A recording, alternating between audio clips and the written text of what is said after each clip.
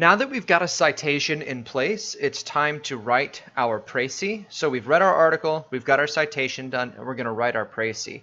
A précis is just a summary, and it's 4 sentences. We've got each of our 4 sentences laid out right here for what they will be. 1, 2, 3, and 4. So for our first sentence, we're going to write in, and right here we need the author, so we're going to use Vogel. And even though there's multiple authors, we're only going to use the author that appears first in the citation. So in Vogel's, and the type of publication here is article, comma, quote, and then we're going to put the title of the article. We're going to close our quotation marks, and then we're going to put the year that the article was published, and then another comma. So that's gotten us all the way up to right here.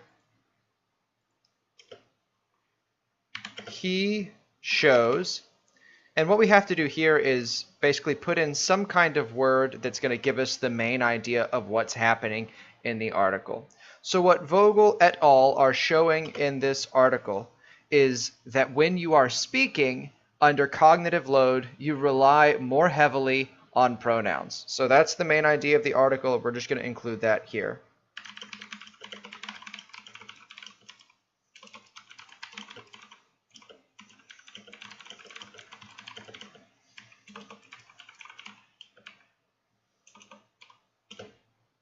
Okay, so the next question we have to ask, we're on to number 2, is how does the author do that?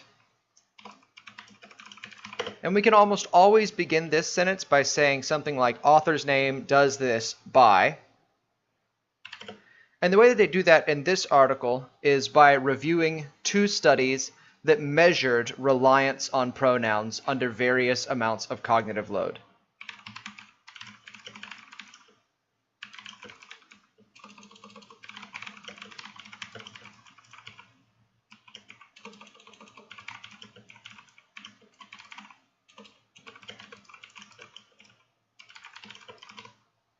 Okay, so the next thing we have to do is show for the third one why the author did that. We're answering the question, why are they doing this at all?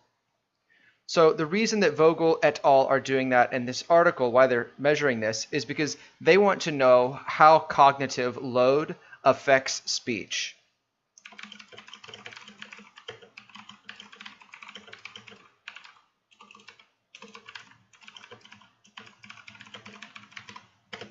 And then finally, our fourth sentence is who they're doing it for or who the audience is.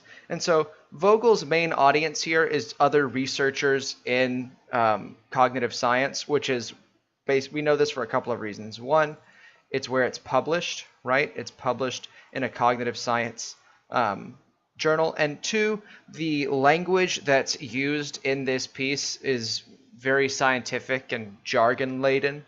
So we can assume that this is not towards a general audience. So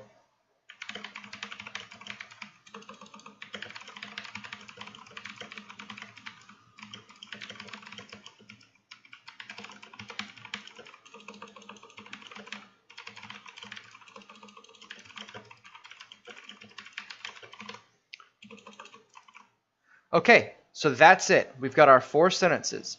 Our first sentence gives us all the information about who wrote the article, what kind of publication it was, whether an article or a book or a podcast or something like that, what the title of the article is and when it was written, and what the main assertion or main idea of the article is.